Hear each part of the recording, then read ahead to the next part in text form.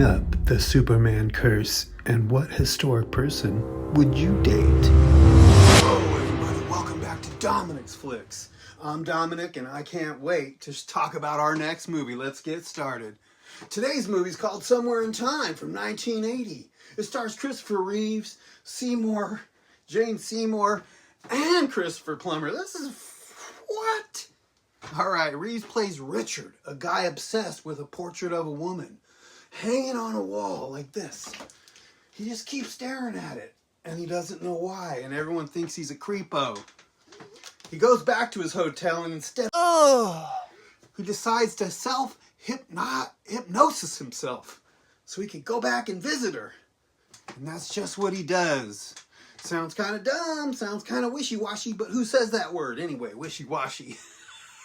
I've never said that shit before. Alright, they fall in love, but of course, this isn't on their side because something jolts him out of his hypnosis and he's back in the future. And next thing, he'd been hypnotized for 2 weeks, which means he got a bunch of loads of shit in his pants. That's what I think. Alright, there's some holes in this movie, guys. Alright, this movie's probably romantic and sweet. Maybe it'll get your woman's lace panties off.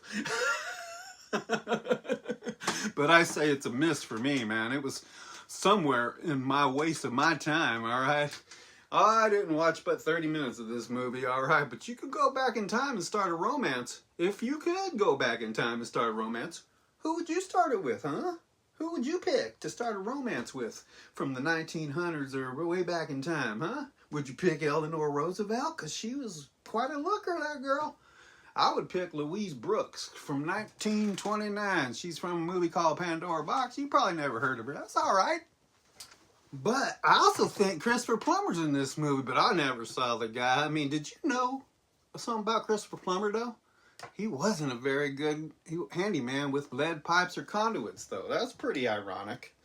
All right. Have you guys ever heard of the Superman pop culture and urban legend? Huh? Everyone that plays Superman ends up dying or having some sort of misfortune or tragedy. Alright?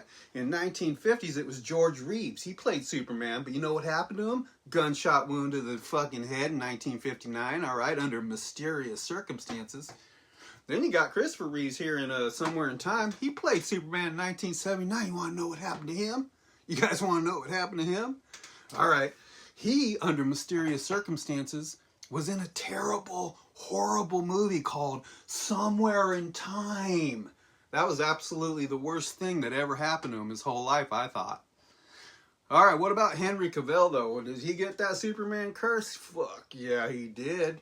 This poor guy is cursed with fucking long, overblown Zack Snyder movies. What? You guys know... Hey, did you guys know that Christopher Reeves, he really was in a bad accident, a horse riding accident, and he was paralyzed, clack, clack, from the neck down. He had to ride around like this. After playing Superman, that sucked.